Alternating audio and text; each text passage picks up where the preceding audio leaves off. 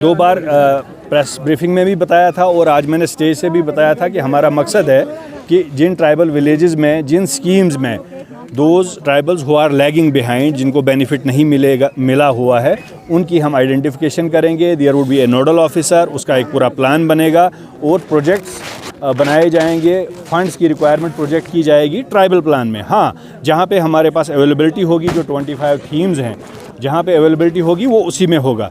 तो ये एक बहुत अच्छा प्रोग्राम है, पूरी कंट्री में चल रहा है और हमारे यहाँ पे 13 विलेजेस आइडेंटिफाई किए गए हैं और आप देख रहे हो यहाँ पे कितने ट्राइबल्स आए हुए हैं। हमने स्टॉल्स लगाए हुए हैं, उनको एजुकेट किया जा रहा है और ultimately we had tribal representatives who are demanding कि हमें ये चाहिए, तो वो ऑलरेडी उन स्कीम्स। टूरिज़्म तो एक एस्पेक्ट है इस डेवलपमेंट का जिसको हमने आगे चलाना है।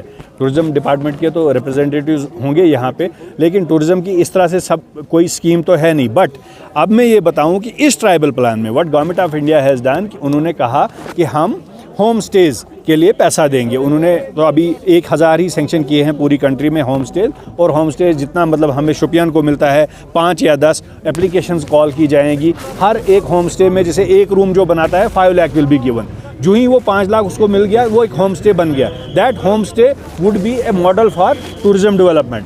इसी तरह रेनोवेशन के लिए 3 लाख दिया जाएगा या कम्युनिटी डेवलपमेंट के लिए 5 लाख दिया जाएगा। इसकी पूरी प्लानिंग होगी, इसमें बेनिफिशरीज को आइडेंटिफाई किया जाएगा, एवरीथिंग वुड बी डन। लेकिन जो कानून का मुखालिफ होगा उसको सज़ा तो मिलनी चाहिए और उसके एक्शन होना चाहिए। बालन जो पड़ा है, इतनी लकड़ी बालन की जो सड़ी हुई पड़ी है, उसको लोगों को दे दो और जो मस्जिद हमारी है उनको दे दो। इस पर हमने DFO साहब से भी बात की है कि यहाँ जो मौसम है इसी के हिसाब से चलेगा। जहाँ का मौसम है उसी के हिसाब से, हम श्रीनगर का अलग मौसम है, शोपियान का अलग मौसम है, तो इसीलिए हमने कहा कि वो फॉरेस्ट के नहीं, जो आप मेरी बात नहीं समझे, जिस चीज़ के लिए आपको मान लीजिए मेरा मकान है 50 साल पहले यहाँ कोठा है, उसको मुझे अब चाहिए रेनोवेशन, मतलब उसका ठीक करना है, वो गिर नहीं रहा, उस पर हमें कदका नहीं लगना चाहिए कि आप क्यों कोठे को रेनोवेशन करना है। ये 50 साल का कोठा है, तो इसको हम नई की बात नहीं, हम जिसका जगह है उसकी बात कर रहे हैं। और जो ट्राइबल्स की बात की है, उनका जो फॉरेस्ट राइट्स है वो, उसको अगर आप देखेंगे तो तब आपको पता चलेगा कि जो फॉरेस्ट लोग वाले हैं वो सरकार ज़मीन जो है उस पर भी कब्जा करने की कोशिश कर रहे हैं। मेरा नाम नूरुद्दीन नूरानी गोरसी है। मैं खुद एक ट्राइबल कम्युनिटी से ताल्लुक़ रखता हूँ।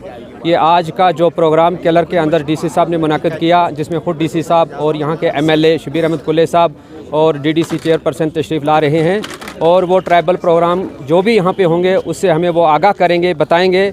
और DC साहब की हिदायत पर जितने भी बाकी डिपार्टमेंट हैं उन्होंने यहाँ पर अपने स्टॉल लगाए हैं ताकि हम देखें कि ये क्या स्टॉल हैं और हम इनसे क्या फ़ायदा उठा सकते हैं।